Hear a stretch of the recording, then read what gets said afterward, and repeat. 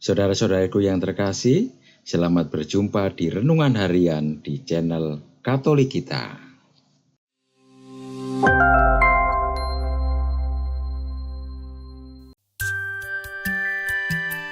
Hari ini, Selasa, 21 Mei 2024, Pekan Biasa ke-7. Bacaan pertama. Bacaan diambil dari surat Rasul Yakobus, bab 4, ayat 1 sampai dengan 10. Saudara-saudara terkasih, dari manakah datangnya sengketa dan pertengkaran di antara kalian? Bukankah dari hawa nafsumu yang saling bergulat dalam dirimu? Kalian menginginkan sesuatu, tetapi tidak memperolehnya. Lalu kalian membunuh. Kalian iri hati, tetapi kalian tidak sampai ke tujuan. Lalu kalian bertengkar dan berkelahi. Kalian tidak memperoleh apa-apa karena kalian tidak berdoa. Atau kalian berdoa juga, tetapi tidak menerima apa-apa karena kalian salah berdoa. Sebab yang kalian minta akan kalian gunakan untuk memuaskan hawa nafsu. Hai kalian, orang-orang yang tidak setia, tidakkah kalian tahu bahwa persahabatan dengan dunia adalah permusuhan dengan Allah? Jadi, barang siapa hendak menjadi sahabat dunia ini, ia menjadikan dirinya musuh Allah. Janganlah kalian menyangka bahwa kitab suci tanpa alasan berkata, roh yang ditempatkan Allah dalam diri kita diingininya dengan cemburu. Tetapi kasih karunia yang dianugerahkan Allah kepada kita lebih besar daripada itu. Sebab itu ia berkata, Allah menentang orang yang congkak, tetapi mengasihani orang yang rendah hati. Maka dari itu, tunduklah kepada Allah. Lawanlah iblis, maka ia akan lari daripadamu. Dekatilah Allah, maka Allah akan mendekati kalian. Tahirkanlah tanganmu, hai kalian orang-orang berdosa. Sucikanlah hatimu, hai kalian yang mendua hati. Sadarilah kemalanganmu, berduka cita dan merataplah. Hendaklah tertawamu kalian ganti dengan ratap, dan sukacitamu dengan duka cita. Rendahkanlah dirimu di hadapan Tuhan, dan Ia akan meninggikan kalian. Demikianlah sabda Tuhan. Syukur kepada Allah. Bacaan Injil. Bacaan diambil dari Injil suci menurut Markus, bab 9, ayat 30-37. Pada suatu hari, Yesus dan murid-muridnya melintasi Galilea.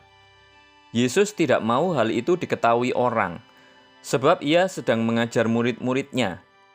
Ia berkata kepada mereka, Anak manusia akan diserahkan ke dalam tangan manusia, dan mereka akan membunuh dia. Tetapi 3 hari setelah dibunuh, ia akan bangkit. Mereka tidak mengerti perkataan itu, namun segan menanyakannya kepada Yesus. Kemudian Yesus dan murid-muridnya tiba di Kapernaum. Ketika sudah berada di rumah, Yesus bertanya kepada para murid itu, "Apa yang kalian perbincangkan tadi di jalan?" Tetapi mereka diam saja, sebab di tengah jalan tadi, mereka mempertengkarkan siapa yang terbesar di antara mereka. Lalu Yesus duduk dan memanggil ke-12 murid itu. Katanya kepada mereka, "Jika seorang ingin menjadi yang terdahulu, hendaklah ia menjadi yang terakhir dari semuanya dan menjadi pelayan semuanya." Yesus lalu memanggil seorang anak kecil ke tengah-tengah mereka. Kemudian ia memeluk anak itu dan berkata kepada mereka, "Barang siapa menerima seorang anak seperti ini demi namaku, dia menerima aku. Dan barang siapa menerima aku, sebenarnya bukan aku yang mereka terima, melainkan Dia yang mengutus aku." Demikianlah sabda Tuhan. Terpujilah Kristus. Manusia yang sadar. Salah satu budaya dari masyarakat modern adalah menuntut manusia untuk menjadi terdepan, tercepat, terbaik. Budaya tersebut memiliki dampak positif, yaitu individu akan terus belajar, namun juga memiliki dampak negatif. Salah satunya, yaitu manusia akan menghalalkan segala cara untuk menjadi terdepan, tercepat, dan terbaik. Manusia jatuh pada kekuasaan di mana ingin menguasai sesamanya. Sesama bukan dianggap sebagai kawan seperjuangan, melainkan sebagai musuh yang harus dibinasakan.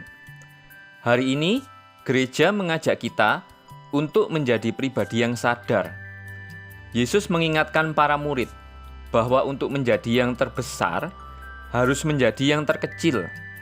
Kita diajak untuk tidak menghalalkan segala cara demi kepentingan pribadi. Kesadaran menuntut kejernihan pikiran dan hati. Orang yang sadar akan melakukan sesuatu dengan penuh rasional. Orang yang tidak sadar akan melakukan sesuatu dengan irasional. Orang yang tidak sadar dapat diibaratkan seperti orang yang berjalan dalam kegelapan tanpa bantuan alat penerang. Sedangkan orang sadar dapat diibaratkan seperti orang yang berjalan dengan menggunakan alat penerang. Dia akan tetap melihat meski berada dalam situasi gelap. Umat Kristen perlu menjadi manusia yang sadar.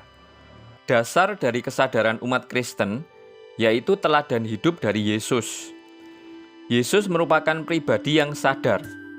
Dia sadar bahwa tujuan hidupnya untuk menyelamatkan jiwa, sehingga dia tidak terbuai oleh posisi atau jabatan. Dasar tersebut perlu menjadi pegangan hidup bagi setiap orang Kristiani. Ciri manusia Kristiani yang sadar adalah manusia yang tahu akan tujuan hidupnya.